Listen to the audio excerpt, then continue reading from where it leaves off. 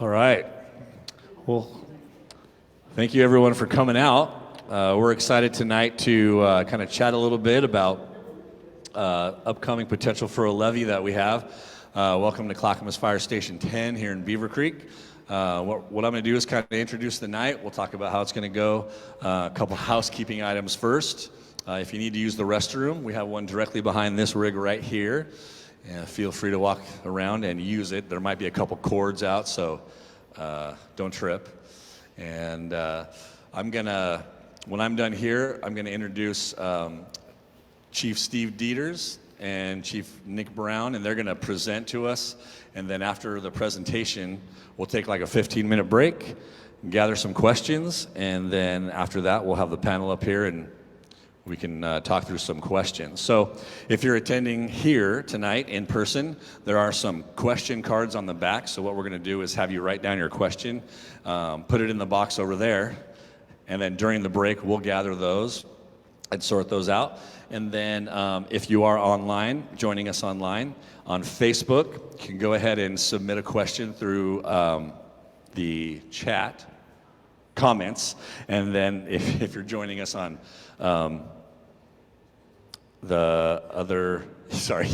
Zoom, then you can put your question in the chat. So here's how it's going to look tonight. We'll do the presentation, and kind of like I said, it's going to cover the three areas that we want to present tonight, and then we'll take a 15-minute break, use the restroom, do whatever you need to do, and then we'll come back and go through those questions. Where's that clicker? Oh, you got it. Okay. I'm going to turn it over to Chief Steve Dieters, and he's going to get the night rolling. All right. Thank you, Isaac. And again, thank you, everybody, for coming, and welcome. And to everybody here, thank you so much for attending, taking the time out of your night. Everybody at home, we really appreciate you tuning in. And I would be remiss if I didn't thank all the behind-the-scenes folks.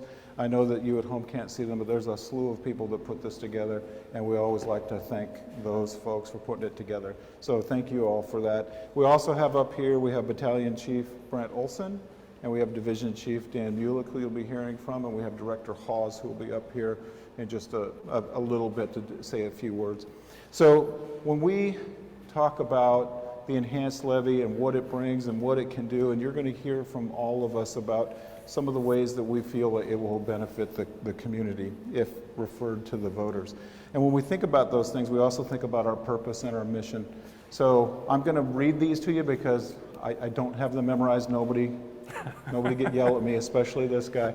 But our purpose is to save lives, mitigate emergencies while bringing calm to chaos, to bring value to the communities we serve, and to make people's lives better. Our mission, Clackamas Fire strives to be a well-trained team and empathetic professionals, constantly improving and empowering our people to best serve those we are sworn to protect. Again, when we're thinking of the proposed levee, we have this in mind when we're thinking about how this would work. So, Nick, would you kind of lead us through sort of how we got here and some of the key milestones? Yeah, thanks so much, Steve. I really appreciate it. And again, I'd just like to echo thank you everybody that's here today in person to go through this, and then also those that are on the internet. So, really, why are we here? And in 2020 is really what's kind of started this conversation. Okay, in 2020, we all remember September and what we faced. Clackamas Fire responded to 144 working fires in a 72-hour period. Out of those 144 working fires, 24 of them are what we call a greater alarm. And a greater alarm has to do with resources coming to the incident. And we had second alarm and greater fires, 24 of them, which tapped our resources. We got mutual aid, we involved mutual aid, we tried to grab every available firefighter for what we were facing here, but the unfortunate thing is the state was on fire, and so we didn't have anybody. It was just us. And so after the 2020 wildfires, and really quickly, Brent, this hasn't been just a 2020 issue for us, right? I mean, would you just give a small snippet on the wildfire front that we've been facing since 14, I think? Yeah, so over the past decade or more, we've been dealing with wildfires all around the state, but really in our backyard, and many people may not even realize what we've been facing. So in 2014, we had the Pit 36 fire right up the Clackamas River, just outside of Estacada. That was kind of the first wildfire to really threaten that community. 2017, we had the wildfire we all remember in the Gorge, the Eagle Creek fire. That was very impactful to the Portland community.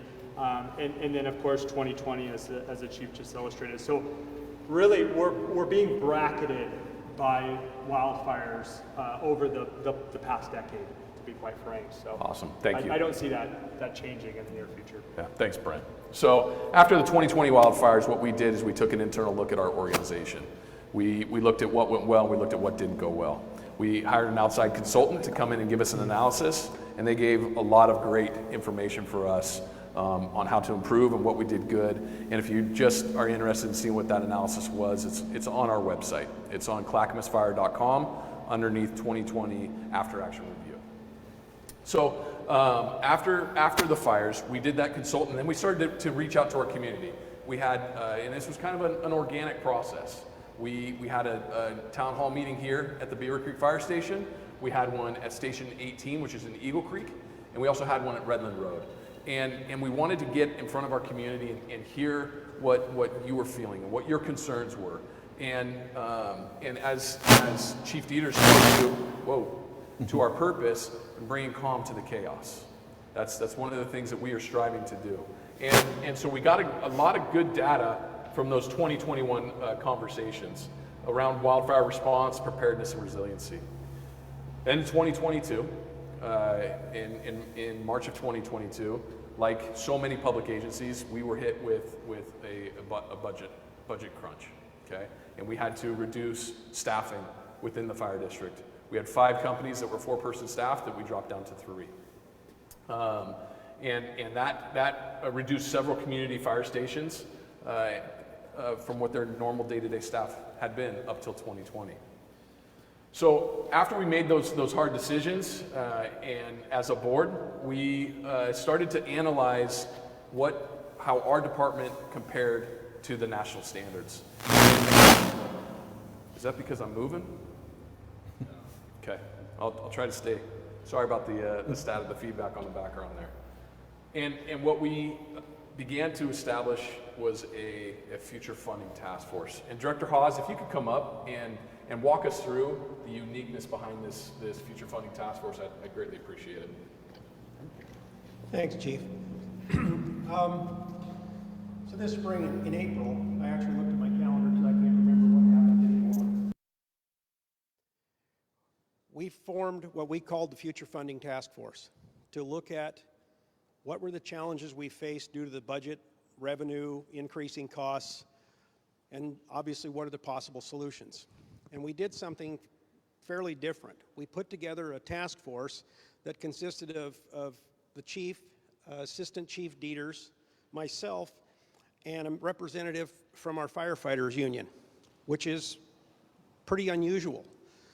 But we wanted to do that because we wanted to know everyone's perspective and get as many ideas for possible solutions to the challenges we faced as possible. So we put this group together, and we've been meeting. We kind of did once a month for probably the first 3 or 4 months. We brought in other groups as we needed. We brought in our finance department to get us some good numbers on what we were actually looking at. We brought in operations to say, what do you need, where do you need to be, and how do we get there? And over time, we've developed this as one possibility of putting a levy out to increase revenue and give us more resources to meet the challenges we face as an organization going forward. Awesome. Thank you so much, Director Hawes. So that leads us to where we're at today, the present, and these meetings that we have scheduled throughout the organization, and this one tonight that you're participating in, and to get engagement and feedback. It's very important for us to have that. So this proposed levy, if approved, it enhances quite a few things in our organization and the communities that we serve. It sort of centers around three things right now, which is increased staffing, which we like to call wall-to-wall enhancements for the entire organization and all communities that we serve. especially in our more rural stations to develop a little more rural equity, in particular Logan and Clark's that are not staffed today by career firefighters 24 hours a day, 7 days a week. If this were proposed and it made it to the voters and it was a yes, it would actually staff a second station in the Beaver Creek area in Station 13 in Clark. So you would have 2 staff stations here, which we think is strategic, and you'll hear a little bit more about that. And then it's to also implement an alternative response, and you'll hear more about that a little bit later. And then the third thing is the equipment and stuff to do our jobs a little bit better and to better protect our communities. I missed anything on that? No, I think, sorry, I shut off my mic there just so we didn't have feedback. No, I think you hit it good. And I think it's important to realize that what we have here is we're trying to increase those resources. That's really what we're trying, our focus is increasing the firefighters to be able to meet the needs of the community. So I appreciate that overview there. Ooh. Brent. All right, thanks everybody. So a big topic of conversation, not only in our community, but communities across the state of Oregon is wildfires. And we're going to, if this levy is to be put towards the populace, we're really wanting to impact our underrepresented communities in our rural settings. Because we do have an increasing threat of wildfires. We illustrated it. It's not new, but it's ongoing. The solution could be 24 staffing of the rural stations, like Chief Dieters just mentioned, Clark's and Logan, as well as strategic placement of increased capacity in the outlying communities as well. So 2020 is a real impactful one, but some of the things that I've looked back on in regards to this is that while 2020 was very impactful, 2021 was also impactful to us as an organization. And then again here in 2022. In my career here, I've been with the district in different capacities since 1996. 2020 was the first time that we requested the Sheriff's Office to put our population in level 3 evacuation due to wildfire. And then we did it again in 2021. And then we did it again in 2022. 3 times in the past 3 years. Before that, I can't ever remember us as an agency doing that. That's impactful to me. That's resonated with me. And we need to meet that changing landscape out there. And I think with COVID, with everything else going on, this is just one more thing that we need to meet the needs of the community, and this is the way to do it. So let's talk about this year. So McIver State Park, right down the road. This isn't within our fire districts, but I want to tell you something. Fire knows no geographical boundary. It doesn't matter what agency you're with. This could easily be right in our backyard, and in this case, it was. So the weather event that occurred in September of this year had a fire start in the lower right-hand corner of the screen. And what ended up happening with the wind event, you can see it illustrated as you move right to left across the screen, is all those red dots, 64 of them if I'm not mistaken, are all independent starts resulting from the singular start, the main fire. What that illustrates is it's not just a wall of fire that we can stand our ground and draw a line in the sand. It's putting things out in front of itself. We need the staffing to be able to go and get all those starts.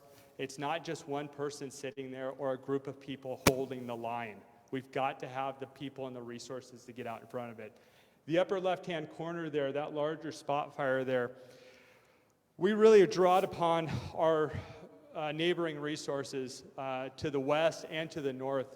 Portland sent a task force, Tualatin Valley sent a task force, the whole region really coalesced around this fire. But fortunately, we only had one major event going on at the time. We could have easily, like 20, had multiple, which just dilutes the process here.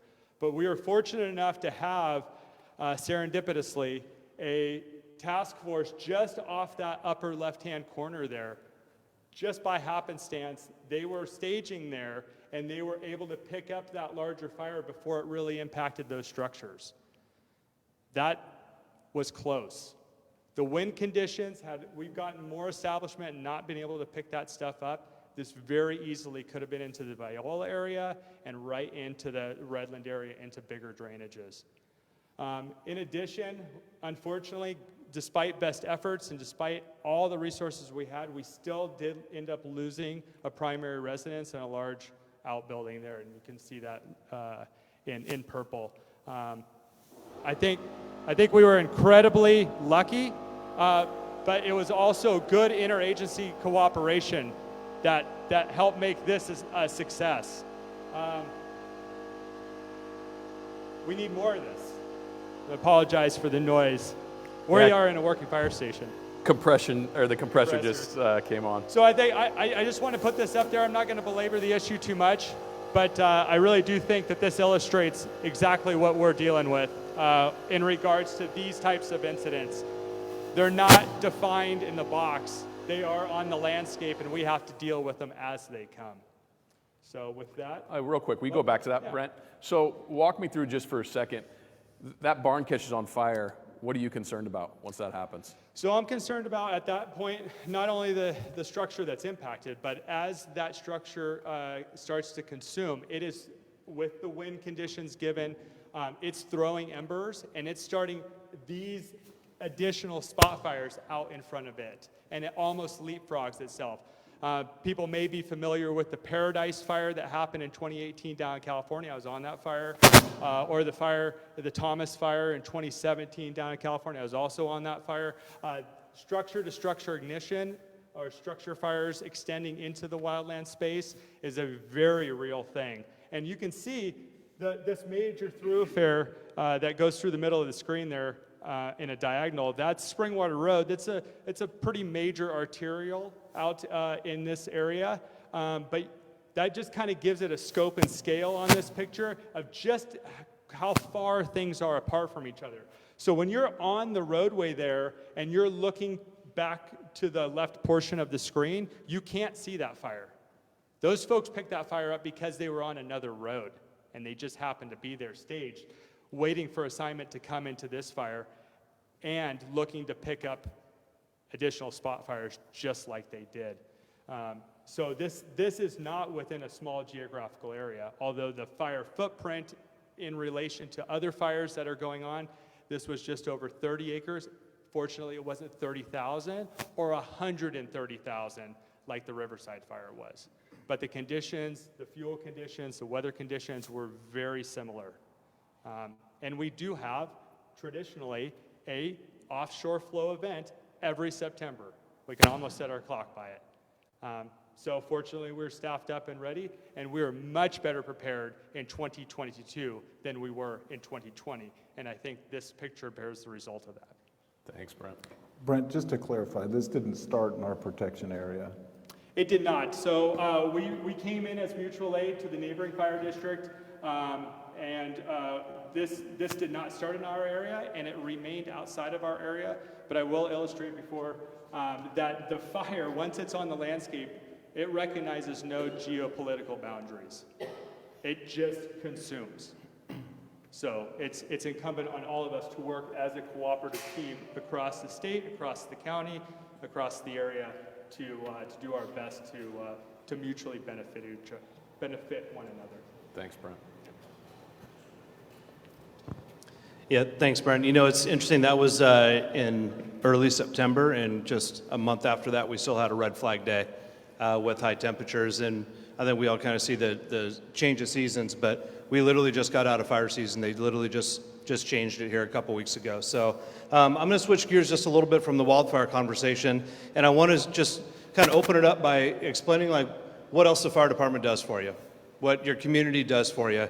The fire department here at Clackamas Fire, we're an all hazards fire department. We respond to traffic accidents with entrapments, medical calls, cardiac arrests, strokes.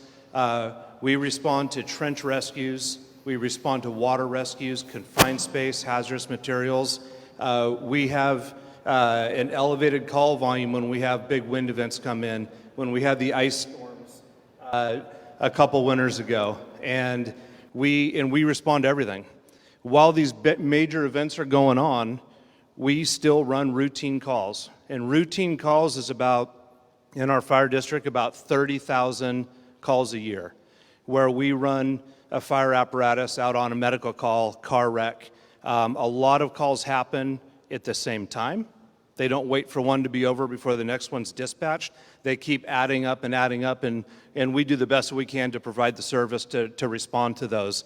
How we respond to those is the apparatus. For those in the room, the apparatus that's out front is a fire engine. We call that like our heavy resource. It's about a 40,000-pound piece of equipment that is full of firefighters, specialized equipment, and does a specialized function. We also have those fire engines that run on calls that aren't necessarily emergencies, that aren't necessarily the cardiac arrests or the wildfires that Brent spoke to.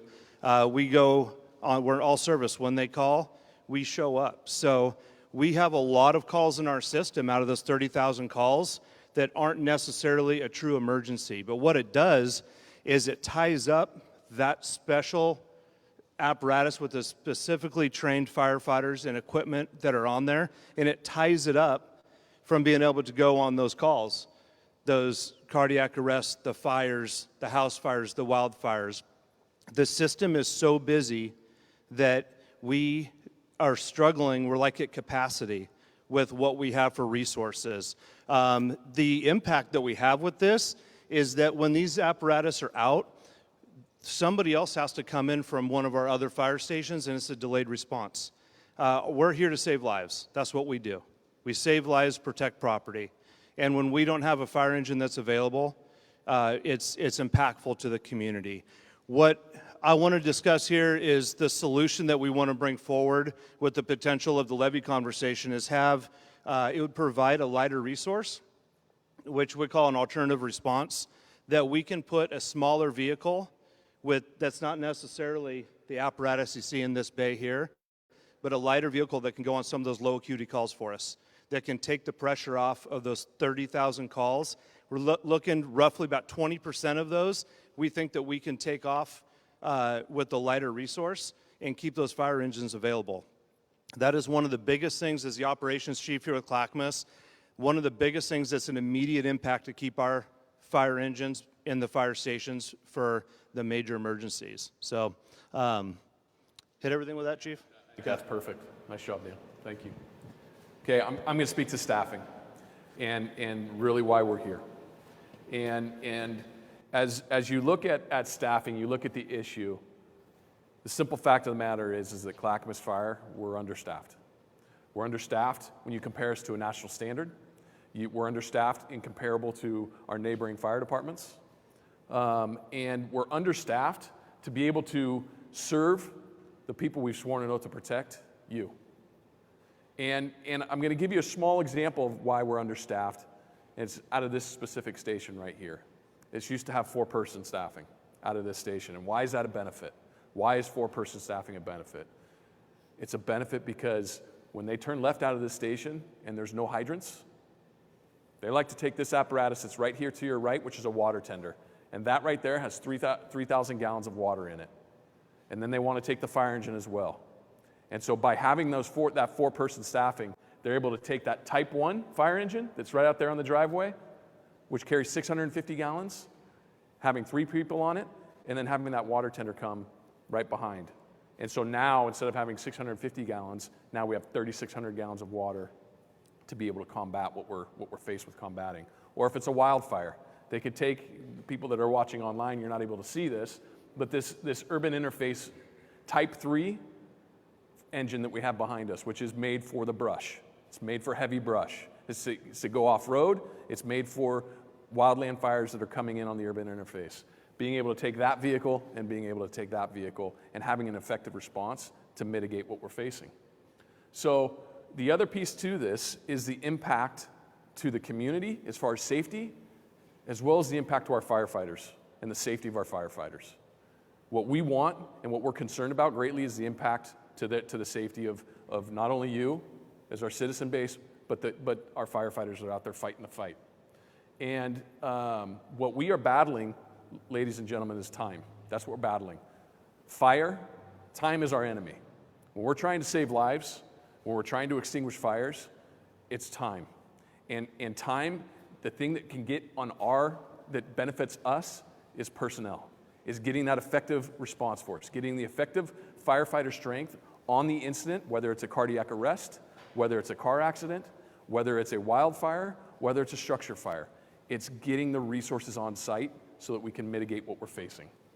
And so what's the solution? As we start looking at this, let's just go back. Yeah, one more. As we are looking at what the solution is, the solution for us is 58 to 66 firefighters, as Chief Dieters mentioned earlier, as a wall-to-wall service level increase. From one side of our fire district to the other side, bringing in 58 to 66 firefighters to help buoy up the staffing that we currently have. And this is going to allow us to provide safe and effective staffing models across the fire district, while also meeting the increased demands of wildfire response, as Chief Olson spoke to. Anything that, gentlemen, as far as staffing that I didn't touch on? You know, Nick, I think you got it. And when you touched on the safety, and I think I heard you say it, but it's not only the firefighters, it's the citizens as well. Exactly. It increases the safety for those folks. Yeah, thank you. I mean, that's why we're here. That's the only reason we're here, is for you. And so, but we also need the responders that are coming to you to be safe. We go to the next slide. So big question is okay, that's neat, Chief Brown. How much is this going to cost? All right. And what we're looking at bringing forward to our board of directors in January, after we get feedback from the community on whether or not there's an appetite for this and whether or not this makes sense. But as we are forecasting this and seeing what we are faced with and what we need from the investors, our community, is about 52 cents per thousand. We're looking at evaluating a 5-year local option levy at 52 cents per thousand, which would provide an annual funding of about $14.5 million with the 52 cents per thousand for assessed evaluation. I need to clarify something here. The difference between assessed evaluation and real market value.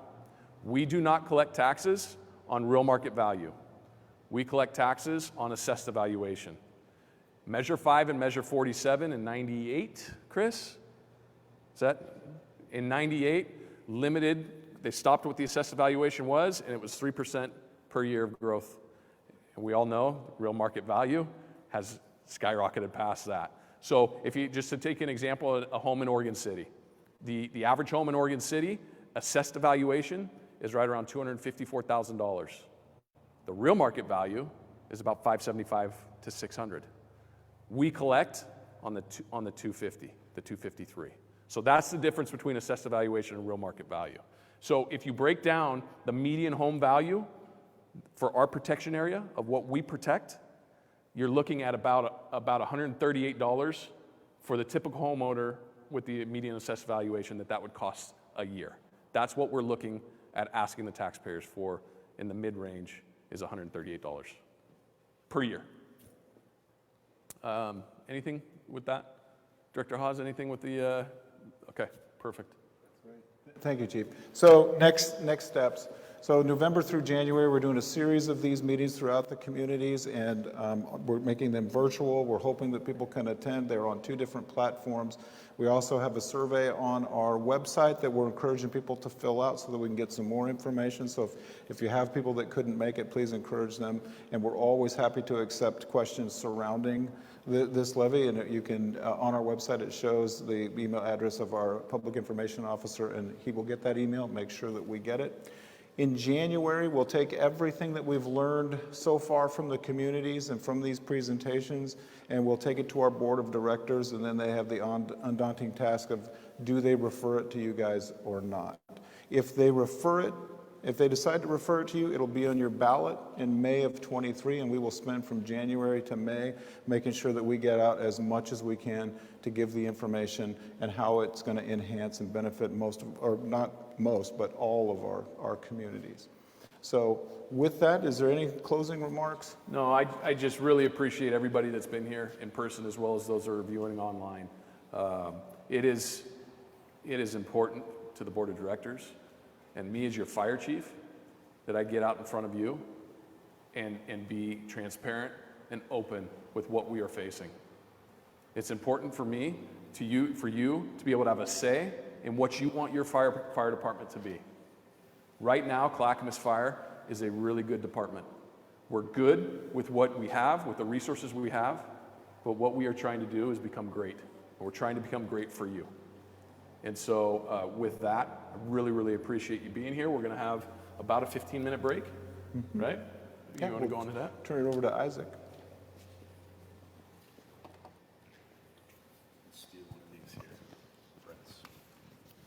Perfect. So we're going to take a break, like we said before, and like I mentioned in the beginning, if you're here and you have a question for us, please grab a card and write it down on the question. If you're online, submit those appropriately, and then we'll come back in and we'll address those questions. So, thank you.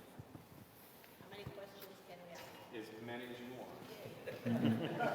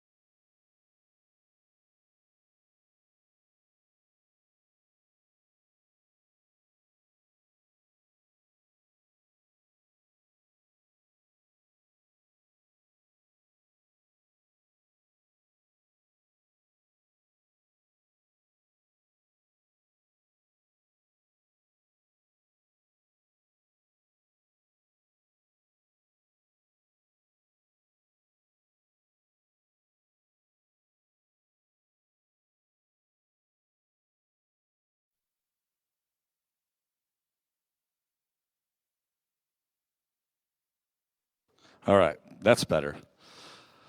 All right, well, we're going to run through some of these questions. We got a lot of questions, too, that were kind of duplicates. We're going to try our best to get all of them. Some of these came offline as well. And after this is done, we will be hanging out. The panel will be hanging out. If you guys have any more questions, or if yours didn't come up, feel free to come up, and we will answer those questions kind of as we're milling about afterward. All right, so what I'm going to do is I'm going to ask a question, and one of these gentlemen up here will answer it. And we have, our wow, I'm just stuttering. Yes, they will decide who's going to answer those questions best. So, all right. So the first question is, what is the duration of the proposed levy?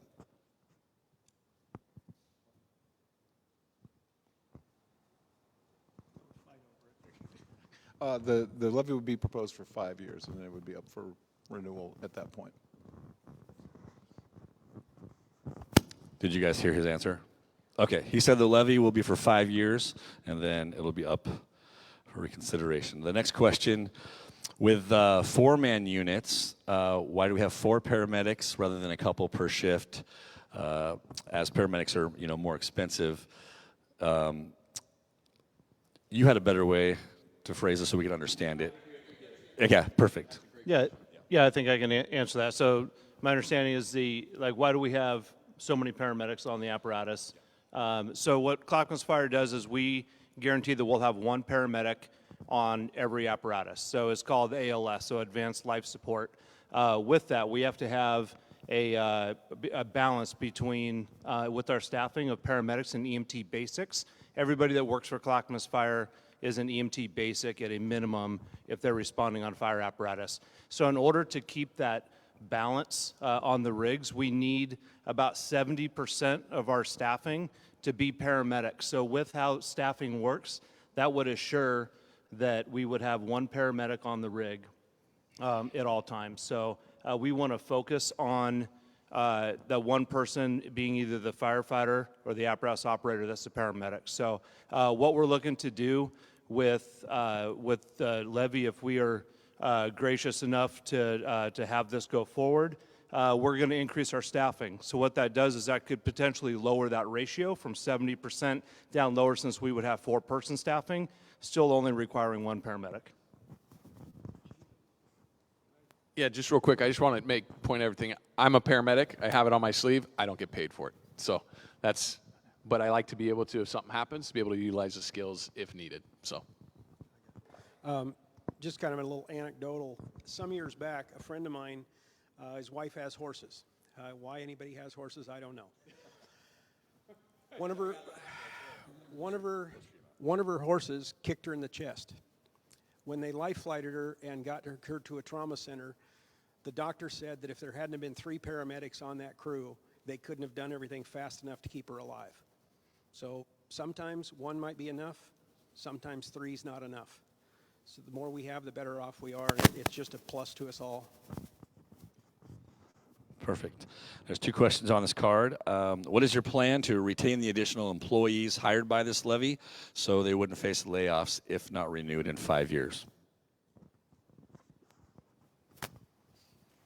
Yeah, it's a great question. So over the next 5 years, we have attrition, which would we'd be able to keep some of those individuals. But the simple fact is after those 5 years, if assessed evaluation does not go to the level, there's the potential to lose firefighters. That would be telling me as a taxpayer, as the citizens that we're swearing an oath to protect, that they don't see the value in what we are doing. And so my job as the fire chief is to make sure that we're meeting what the value is from the community. So unfortunately, firefighters that would be brought on, there's a portion of them that we would be able to retain, but there's a portion that we would not be able to retain. And you used a big word there, attrition. Yeah, sorry, attrition is retirements. In the fire service, we don't, except for Jerry, they typically retire, hit an age and retire, and so that's what attrition means. Perfect, thank you. And then for the dry stations, what is the planned staffing model for the 2 rural stations that we'll be staffing? Say that one more time. What is the planned staffing model for the dry stations? So we're still looking at that right now, but here. Yeah, I think right now we look at it from a really high level that the chief said it earlier that we want 24/7 coverage in the Logan community and the Clarks community. I think that is vital to our service delivery in those communities. With what we want to do, our goal is to be able to have somebody out there to be able to cut down those response times and be there reliably 24/7. Catch fires where they're small, be there for those significant incidents. And as far as the staffing goes, we're not to that point yet with figuring out exactly what that model would be or what exact apparatus it would be. Right now we're really looking at that as a priority for us to get to that. As we get down, hopefully past like into late December, January, when we progress forward, if we do with the conversation with this levy, then we'll really fine tune that. We'll let the community know what that is. That's great. I think, and to dive just a little bit loosely into conversation, one of the things we were talking about is maybe it makes sense for this type of apparatus that's right behind us out of Clarks, and maybe it's a Type 6 or another one of these out of Logan. So it's just like Chief Mueller said, that's a little bit premature to say exactly what everything's going to be because we don't know yet if the public is fully interested in this. Perfect. All right. Has a seasonal approach been explored for enhanced staffing? I love that. So, Brent, would you speak to this seasonal approach? Sure. In a nutshell, yes.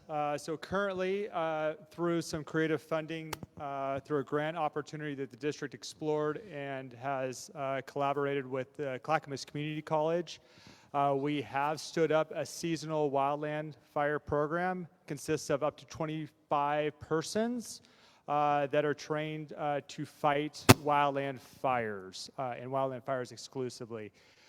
The staffing model on a seasonal level does not lend itself for ALS coverage.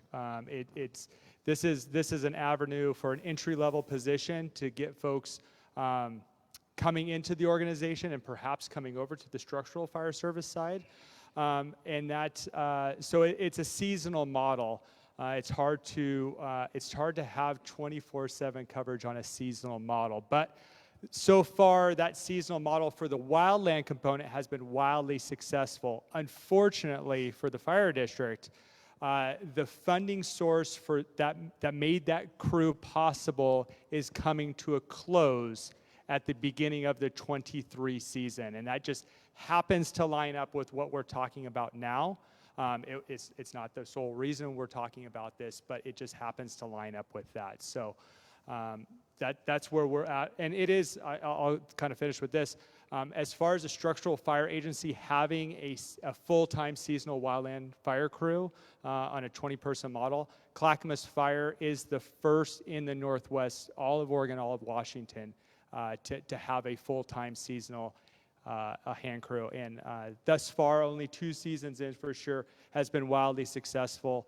The McIver fire that we referenced earlier, the crew was here. They were engaged on that fire right from the initial TAC period, and then remained on that fire in collaboration with Oregon Department of Forestry and neighboring fire districts to bring that fire to a successful conclusion without any additional loss. So that was able to get our fire crews, our career companies, back in service, back running the calls, the day-to-day calls that the fire district responds on every day, car accidents, cardiac arrest, house fires, and really, to summarize, puts the right resource on the right call.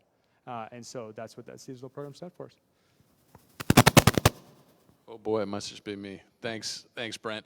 I do want to say, because we're using a lot of terms like 24/7, I want everybody to understand what that means to us is a station staffed, a crew staffed, 24 hours a day, 7 days a week, 365. That means that it's a full-time, it's staffed all the time. So, ALS, yes. ALS, advanced life support. ALS is advanced life support. We throw those, it's inside baseballs, like we like to call it. It's inside lingo that we use, so just making sure we clarify. All right. This is a good one. We've had some good questions. I think this one's even better. So we put on our thinking caps, and I'm going to read this, and and hopefully you'll get the spirit in which it was written. This came from an online listener. So how much could it cost to fight wildfires when you have the public out there fighting the wildfires? As we've observed them doing it, why don't we give the funding to the public who's fighting the wildfires? It's a great question. Funding to the public.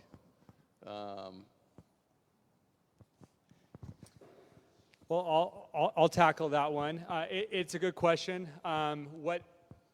In regards to fighting wildland fire, there are more wildland firefighter traumatic deaths in the U.S. than structural fire deaths from traumatic injuries. Oftentimes these go unseen. They're outside of the wildland-urban interface. They're outside of populated areas, at least initially. The target here is to keep fires small, attack fires aggressively, safely, early. I think it's intrinsically known that if we get fires while they're small, they're inherently easier to catch, right? So while the public engagement is oftentimes very beneficial, I think we saw that in 20. There's only so many firefighters that are trained. And when you have fire on the landscape to the scale that we had in 2020, we need all the help we can get. But let's not mistake that this job is incredibly dangerous. Like I said, we kill wildland firefighters every year. Tree strikes, accidents, traumatic burns, aviation mishaps, the list goes on and on. And these are the folks that are already highly trained. Our first and foremost job is to keep the public safe, and sometimes that is, oftentimes the saying is you don't know what you don't know, and just because you got away with something once doesn't make it a good idea. It doesn't mean we don't value it. It doesn't mean that we don't want it. But I think it's important to be very transparent about the risks that are faced in regards to this. And so I think that's why having appropriately trained, outfitted, and equipped firefighters out there doing the work is really the best course of action to keep all parties safe. The public, firefighters, and those who may not even want to engage in the fire. Thanks. Director Haas? And I think we need to keep in mind, too, I think it's a bit of a misconception that the public is going to fight the fire. They can help. They may have resources that a fire department doesn't have, but they don't have the organization. They don't have an incident management team. They don't have the training. And you have to have professional firefighters to be able to do that sort of activity. Otherwise, you just have people that don't know where to go, what to do, and how to do it. It also, you have, as a local large agency, we have a responsibility. The McIver fire was a good example. A local agency that was first responded, I think, rolled 2 pieces of equipment and 12 personnel.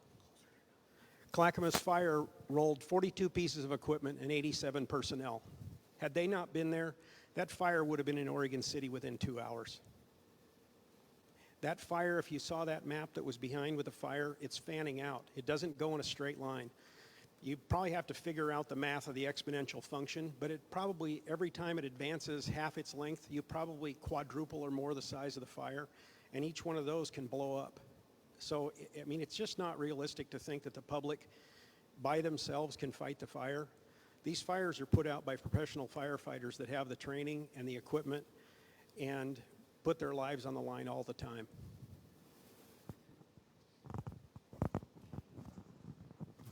Perfect, thank you. And as we continue, these questions we will try our best to get up on our website as well under a frequently asked questions page. So if it's not answered in length or in any detail, look for that in the coming months or so. All right, so how would Crew 30 be impacted by proposed staffing increase? At this point, I think that kind of coincides with that tactical level that we're not quite to yet. I think it is safe to say that continued utilization of resources such as Crew 30 become fiscally viable if. Oh, I'm sorry. For those individuals that may not know, Crew 30 is the seasonal wildland hand crew I was referencing earlier at the beginning of this part of the presentation. So that's our 20-person or 25-person Type 2 seasonal hand crew. So if successful, if this is put to the voters and successful, then I think it opens up opportunity to continue that program or programs very, very similar to it. Perfect. All right. So Clackamas County has a large amount of livestock and horses. What is the current protocol to inform residents who have a large number of animals of impending wildfire threats so that they have adequate time to evacuate, especially when there's no power? Brian, I'm going to go on and start this one. If you could pick up what I don't answer, that'd be great. So as we, it's a phenomenal question. As we go on incident and we start to see the potential of the incident, what we do is we call our dispatch. And what dispatch does, we let them know, hey, we need an evacuation at this parameter. Whether it's 3 miles from our location, a 360, whatever we are seeing the direction that the fire goes, we let CCOM, which is our dispatching agency, know. They notify law enforcement, which then ties in with Clackamas County, and that's how notifications are made. As a fire department, that's out of our jurisdiction for the level 1, level 2, level 3 notifications to the community. That falls underneath law enforcement as well as the county. But there's alerting systems that they have. Brent, would you just dive into a couple of those for me? Because I'm drawing a blank. Yeah, so we have what's commonly referred to as Reverse 911. It's actually a program called Everbridge that the county 911 system utilizes to notify persons that there's an event going on. In addition to that, when the power's out, we identify a gap. The county has identified this gap. We're trying to come up with ways to bridge that, especially with those people that may not have access to a phone or to a radio or whatnot. But sometimes what's old is new, and one thing that's been kicked around is getting kind of that emergency alert on the radios. I probably remember all that. Is to start utilizing that system more frequently. But let's remember, folks, as I said before, previous to 2020, level 3 evacuations were not a thing that we did on a frequent basis. So a lot of these things were good in theory, but we didn't exercise them. Unfortunately for all of us, we're exercising them over and over again, and we're seeing that we do have gaps, and we're trying to close those gaps. But again, transparently, we have the funding we have, and we work within the system we have currently. But all the partners are trying to be at the table. The county, the fire district, the sheriff's office, emergency management, the list goes on and on, nonprofits. I do believe, and I may be speaking out of turn here, but when an event is happening at the county level, I believe that a very safe place to go and take large animals, because that's a big component. I mean, animals of all shapes and sizes are definitely part of our home and households now. But the Clackamas Fairgrounds is usually gets opened very quickly. That's a go-to place that can handle large animals. It has space to have trailers and whatnot. It's got the facilities for all that. So I'm willing to say that that's probably one of the first places I'll be taking animals if need be. Just a couple other things, and this isn't as far as the livestock component goes. We did have a fire last summer off Highway 99 where there was livestock that at top of the hill as the fire was running up, and that house was under level 3 evacuations. And like Brent said, the fairgrounds was an option at the time. Talking to one of our community members out here, it's not always available. It happens to have its rodeo season, its fair season during fire season, and it's not reliable. One of the things that we've learned and taken home from the 2020 fires is there's a concept in a document that we all work with. It's called the resource list. And so what we do is we pre-plan contacts on different resources that we might need at different times. It could be anything from a food vendor to porta potties to bulldozers, excavators, to anything like that. With the livestock, in the rural communities, this is a big thing that I think it's really worth diving into at the county level and adding and finding out in the off season what options we have and adding people that are available across the county or even into neighboring counties that have the resource that we can put down so we have somewhere to move livestock. So We actually, the county does. They have a couple agents or a couple community members on a resource list for when we go through that level 3 that they can trigger and that they give phone calls to that do come out and help the community. But like everything, it's size dependent. If we have what we had in 2020 with the Riverside fires, I mean, we had fire on the landscape everywhere, right? So it's a system overwhelm versus what we had in Oregon City or what we had in McIver. But a lot of that is that coordination that you spoke to on that last question about the community. It's that coordination with the community, especially in situations like that are huge, huge for us. So I love that you spoke to that resource list. That's what I was going to grab. Well done. Beat me to it. Yeah, that's great. And coming from the fire marshal's office, previously myself, prevention, right? So it does fall on the homeowners and property owners, too, to have a plan in place. And that helps kind of trigger that. So these next 2 cards are from the same person, and the questions, I'm going to ask them at once and then let you answer it. So why does all the funding have to be on the backs of homeowners? Can't a levy be added to like a utility where everyone has to pay a portion? And then how much of the district's funding comes from like the state or the Forest Service? You answer that one? Take a stab and then let me. You know, I don't know what you'd meant by a utility.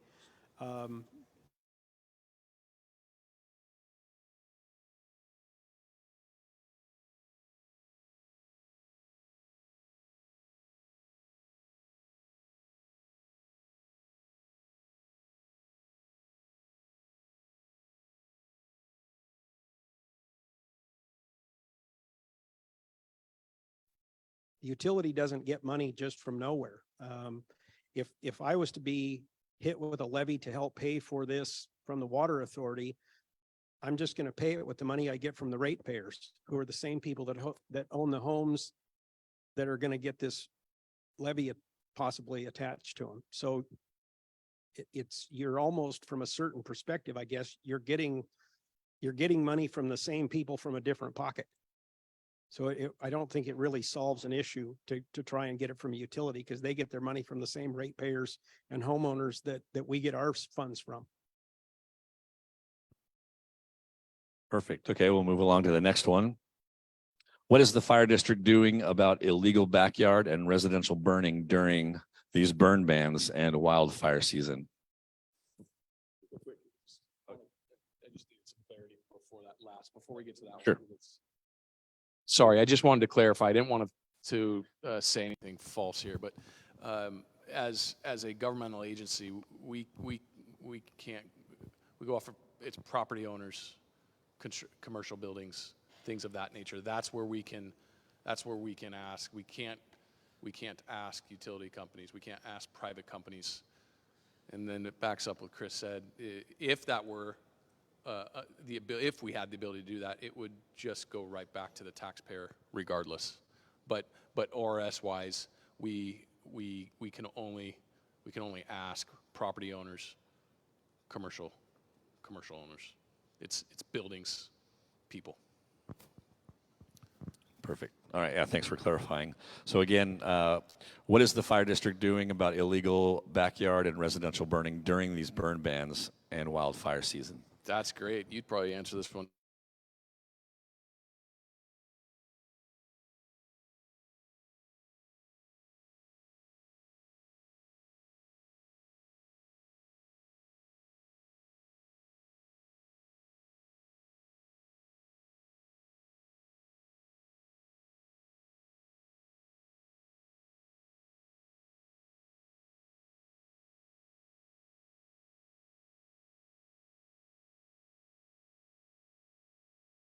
and they're the heavy hand that can enforce those laws and guidelines at this point.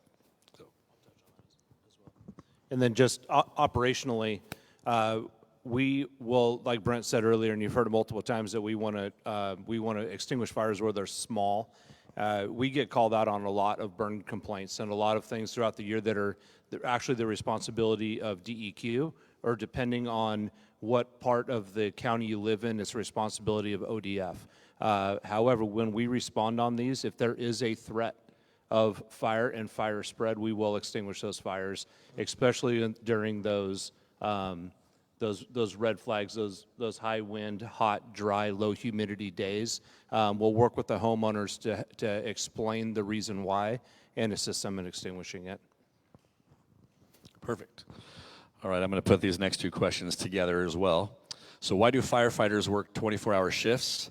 What do they do when they're not on a call? And who washes the fire apparatus? That's a great question. And I'll tell you what, as a fire chief, I wish I could be washing that fire apparatus. No, the firefighters are the ones that wash the apparatus. It is extremely important to them to be able to take care of the equipment that the taxpayers have entrusted with us, and so they take great pride in the apparatus that we have, and they treat it better than they treat their own vehicles at home. These things are washed, waxed, cleaned, and they take just such great pride in the apparatus that you have trusted us to have. The 24-hour shift.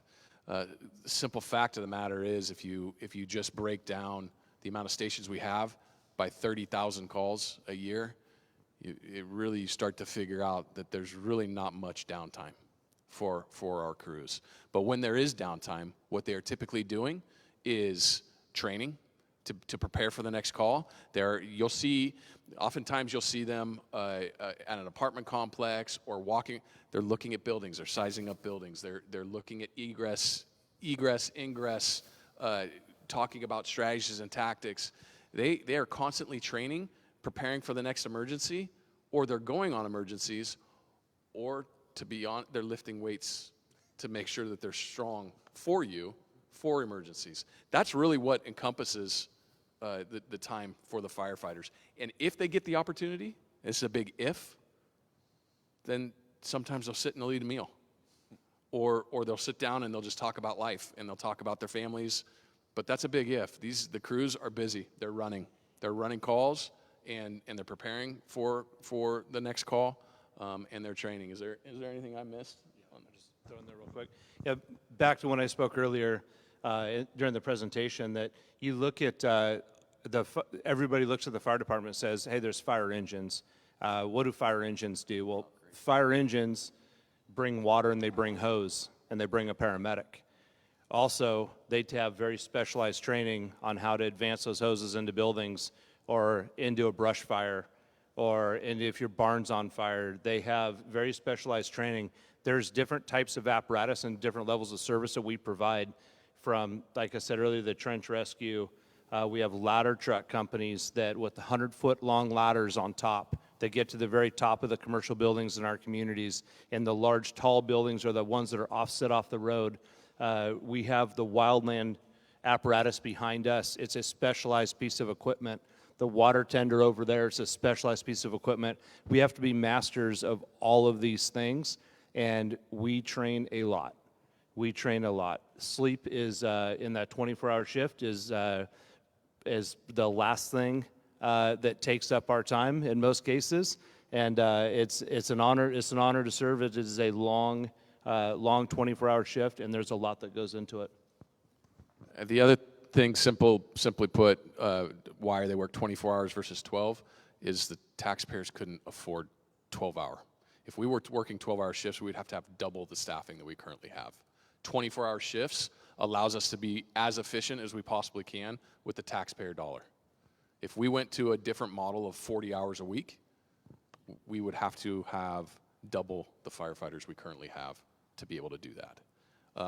So it's a method that we can do that stretches the taxpayer dollar as far as we can. The other thing that I really loved that you spoke to that I'd forgotten was the all-hazard approach. The fire service isn't like it was in the 1960s. it's just not. We 1960s, Jerry's laughing because he could speak to it. You just responded to fires, and that was it. We respond to everything. Everything that law enforcement's not on, we are on. And oftentimes it's together. Whether it's a trench rescue, a structural collapse, vehicle extrications, heart attacks, delivering babies. Our people are so diverse in what they can do and provide levels of service-wise for the taxpayer, and that, again, is something that we've done to be able to better serve you. So there's a whole lot of training. Sorry, that was just a great question. Just to add to that, because he doesn't do it anymore, but he failed to mention that they do chores also. There's housekeeping, they do that. I do chores, bro. And then anyone in the district that is assigned a vehicle, we don't use your money at car washes. We all wash our own vehicles. It's kind of instilled in us from the very start as you come up as being a firefighter that you just wash the vehicles. So we take care of your vehicles that you provide to us. Perfect. I knew Steve was going to get a word in at some point. He's sitting there. We have about 10 minutes left, so we're going to do these 3 more questions, and if any of them come in, we will address them at a later time. So are you planning to use SAFER grants specifically to get staffed up sooner while we wait for levy revenue to come in? SAFER grants, Must be your personality. Must be my personality. That's neat. Thanks. SAFER grants. Okay, so SAFER grants, that's for people that don't understand what SAFER grants is. That's a federal grant system from AFG. You remember what it's American Firefighter Grants is? What is that? What's the AFG? Do you remember? Assistance Firefighter Grants, right? Sorry.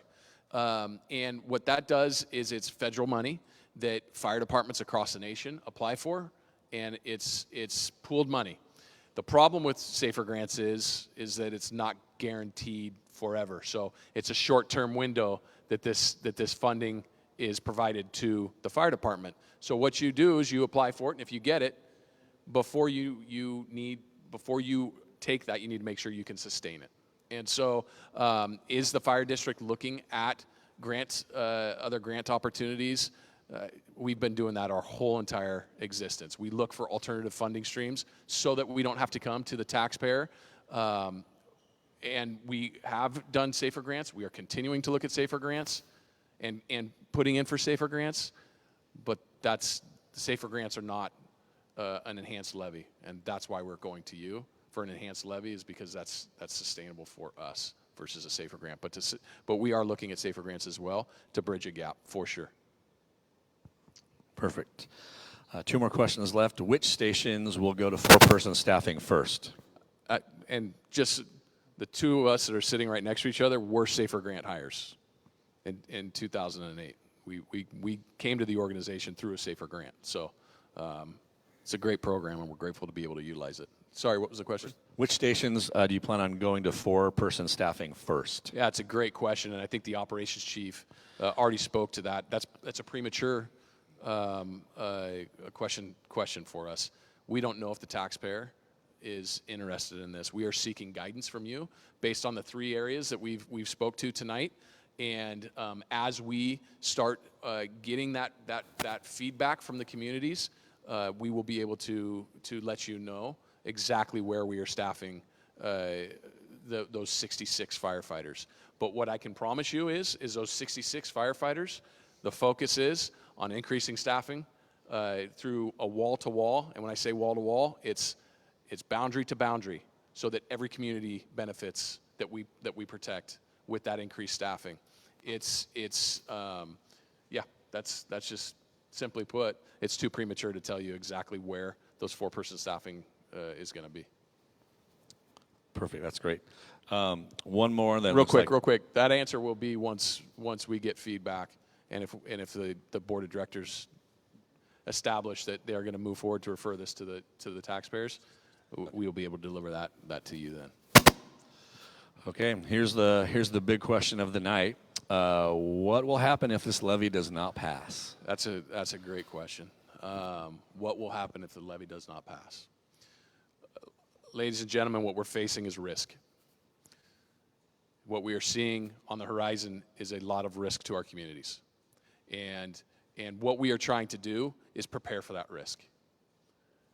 We do not, as an organization, see any other way to be able to be adequately prepared for the risk that we are going to be facing in the future without coming to you for help for an enhanced levy. So simply put, if the levy is not referred to the voters, or if it fails, we will not be able to be adequately prepared for what's coming our way. And so that is why we are coming to you. We are coming to try to educate, as your fire chief, trying to educate what I am seeing on the horizon, trying to educate what your fire department can do. And if you see the value in what I am asking, then we will be able to provide that level of service that I'm telling you we can. And if the community does not see any value in it, we will not be able to provide the service that we are trying to provide for you. It's just simply put, we will not be able to be adequately prepared for the risks that we are seeing coming and that we are facing. Director Hawes, is there anything as far as?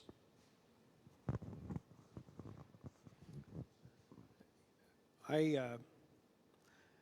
ran on a platform of fiscal responsibility. But that doesn't just mean managing the money properly. It's managing the resources and making sure you have enough. It would be nice if we could all do this. Each house kicks in $1 and we're all great. But life doesn't work like that.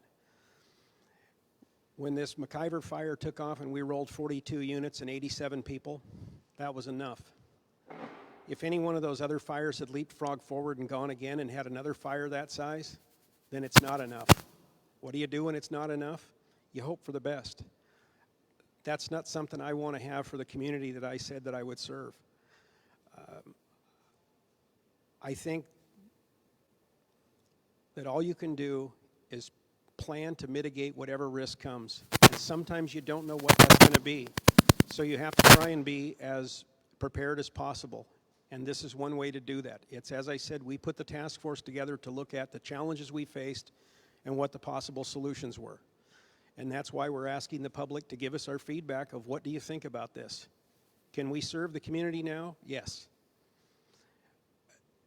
If the levy doesn't pass or we don't put it forward, does it get any worse? No. But it could if we have another event like that. So part of my thing was to be responsible. I said the two things that I would do is what's best for the community and what's best for this organization. And that's what we're looking at right now to see if the public agrees with us. Appreciate that, Chris. You know, yeah, I don't think that's best said. Perfect. Well, we're going to wrap it up, and we do appreciate you guys coming tonight and bringing your questions. If there's something that we didn't have an opportunity to answer, we'll be hanging out up here. Feel free to come up and chat with us a little bit.